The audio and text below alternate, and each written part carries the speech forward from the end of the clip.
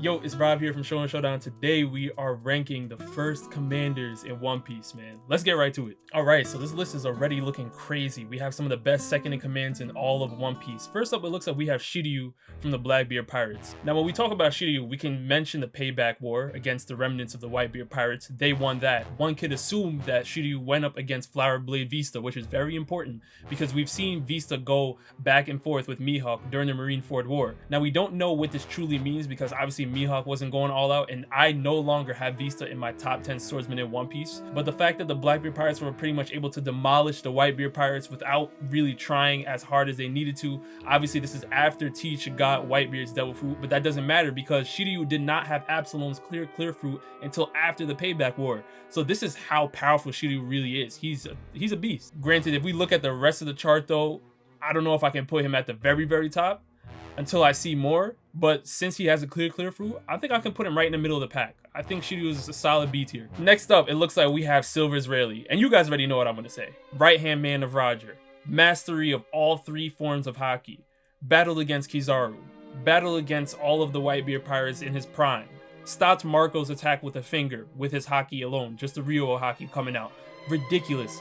Rayleigh is a beast. I know a lot of you guys want to say, well, you know, Rayleigh is older, he's past his prime. It doesn't matter. Whitebeard was old and he was still a beast. Would anybody on this tier list really be hanging with Whitebeard? Well, if nobody can, I know that Rayleigh is the closest to hold up his own. Everybody else is getting demolished. So with that being said, Rayleigh is obviously an S tier. I don't want to see any complaints about this.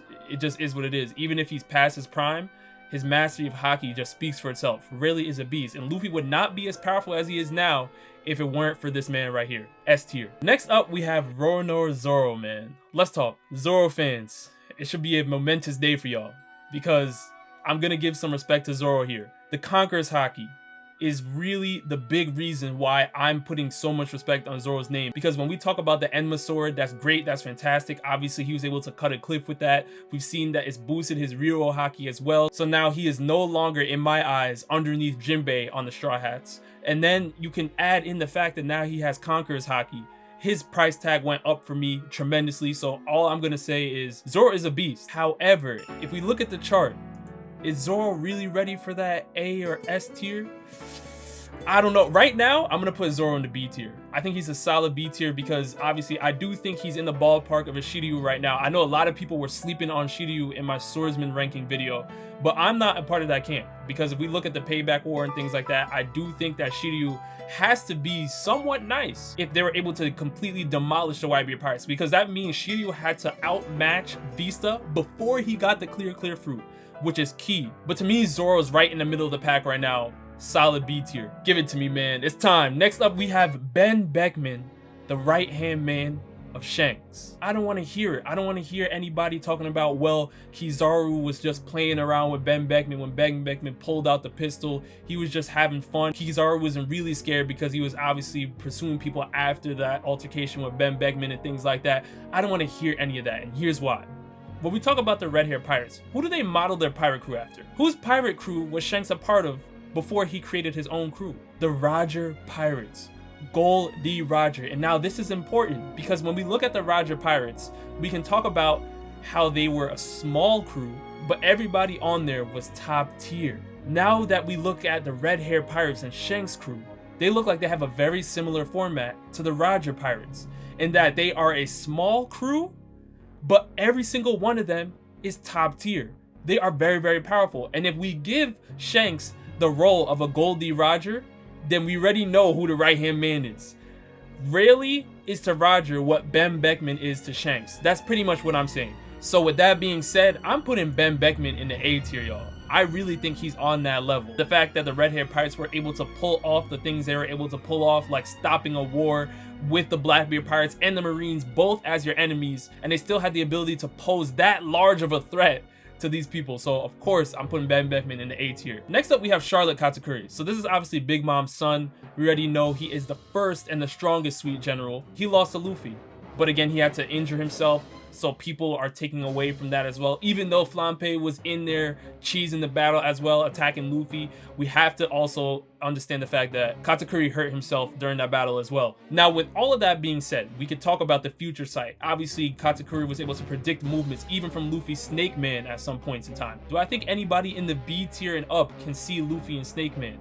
I mean, currently, if we take the Luffy and Snake Man before he learned Ryo Haki, probably. But the Luffy now in Wano, obviously Katakuri would have no shot against. I'm sorry, it just is what it is. The Ryo just puts him on a completely different level. So with that being said, Katakuri to me is C tier, y'all.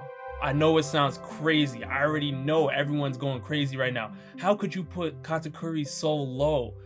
Well, I have faith in Zoro now because he has Conqueror's Haki. I do have faith in Shiryu because he now has a clear fruit. And I don't think Katakuri is beating a Ben Beckman or a Rayleigh. So at some point, it's either you put Katakuri in the B tier and say he can hang with them.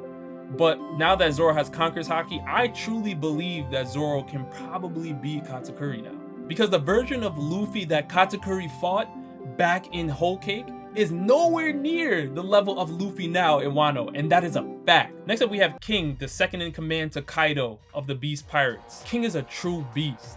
I'm gonna put some respect on his name. However, I'm not really sure what we can say because he hasn't shown a lot of feats in the anime. I know there's one thing I can say, and that was the fact that he was able to push off Big Mom's ship when they were going up the waterfall. But then again, Marco was able to pull off that same feat. So I'm not really sure where we stand with that. But if we can take a look at Jack and we can take a look at Queen and how Queen was doing against Big Mom, we can kind of say, well, if King is a slight step above that, I think that King really belongs in the B tier. And that's really just me putting a lot of respect on Zoro and Shiryu again, because I really do think that Zoro's on that level now with Conqueror's Haki. And I do respect the fact that King, being the right-hand man of Kaido, you're in this ballpark right now. I just have a lot of respect for Ben Beckman. I really think Ben Beckman is that nice. All right, so we're going down to the final two. We actually had a video on this back in the day with Marco versus Sabo. This is gonna get a little bit interesting, but let's go for it. Right now, Marco is up next, the second in command to Whitebeard, who passed away.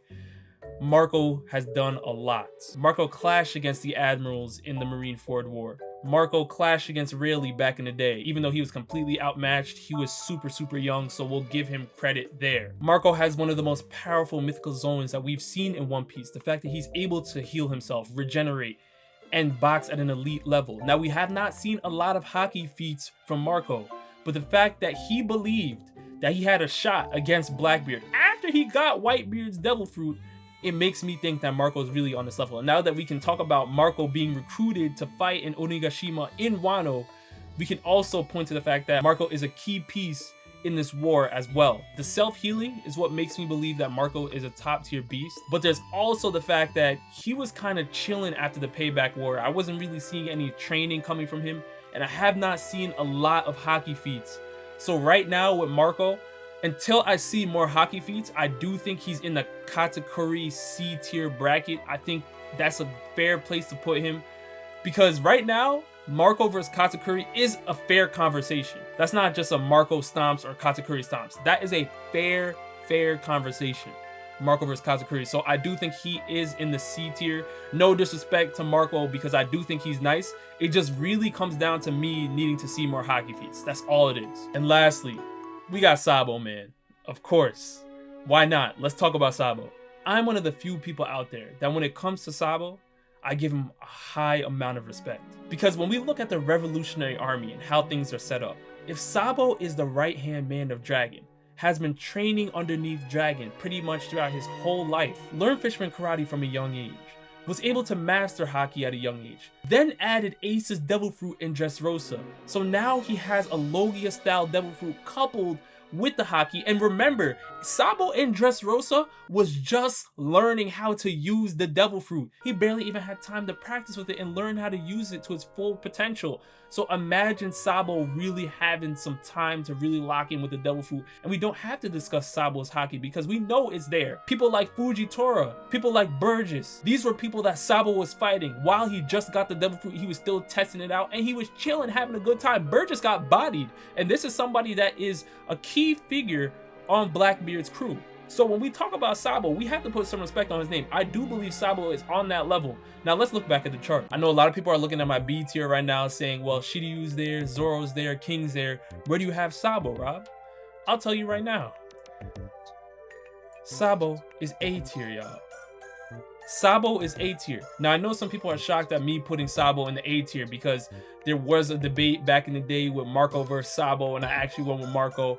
But upon further review, Sabo really got it for me because, listen, first of all, if we look at the Revolutionary Army and how they're constructed, it would make no sense for Sabo to be weaker than Zoro and weaker than it literally would just not make any sense because it would literally be Dragon or bust. Y'all not hearing me. If Dragon was the only one in the Revolutionary Army that was stronger than Zoro, the Revolutionary Army is food. What could they possibly do in the New World? It just wouldn't make sense for the story. And again, I'm putting Sabo this high because of the amount of respect I have for Dragon. I do believe that Dragon is a top tier fighter in One Piece. I've said this time and time again. Some people say, well, no, his bounty is only high because of the political threat he poses to the world government. It doesn't have anything to do with his strength. I'm not on that camp. I do believe that he does pose a big political threat, but I also believe that it comes down to the fact that Dragon can get down if the time comes. And I believe Blackbeard knows this, which is why he made it his mission to go attack Baltigo. But again, Dragon was already a step ahead and moved his camp to another location. This comes down to where you think the Revolutionary Army are. How strong do you believe the Revolutionary Army to be? This is really what that question is coming down to. And I think that they are powerful based off of what I've seen from Sabo, based on what I've seen from Bartholomew Kuma, based on what I've seen from Ivankov, based on what I've seen from all of these top tier fighters in the Revolutionary Army. There's no way Sabo can't get down when the time comes. I do believe Sabo is on that level because he's been training non-stop for so long. Yeah, so I'm really okay with this list. Now, you guys let me know down in the comment section below where you would rank the first commanders. Now, I know there's a lot of speculation into these rankings because we still haven't seen Beckman do anything. A lot of these first commanders, we haven't seen them go all out, and that includes Sabo because Sabo in Dressrosa was chilling. He was having a good time. He just got the devil fruit. Let him learn how it works first. Let him sip a Gatorade in the league. Give him time to work. But with that being said, appreciate you guys for always supporting the channel. More videos on the way. And with that, I'll see you next time.